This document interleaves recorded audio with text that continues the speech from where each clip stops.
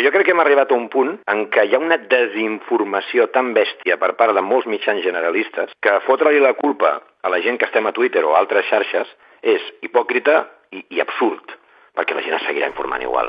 Però bueno, jo crec que és un error molt greu el que ha fet La Vanguardia o altres mitjans. O The Guardian, sí.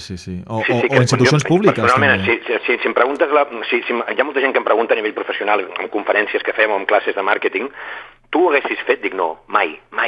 Jo mai li negaré la veu a algú que no pensa com jo. Mai.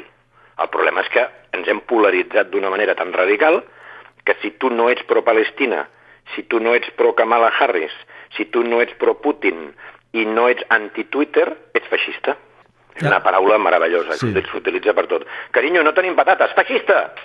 Carinyo, veiem Netflix o Amazon Prime aquesta nit. Avui per al Barça, ets un nazi, saps? I automàticament la gent diu, però què ens està passant?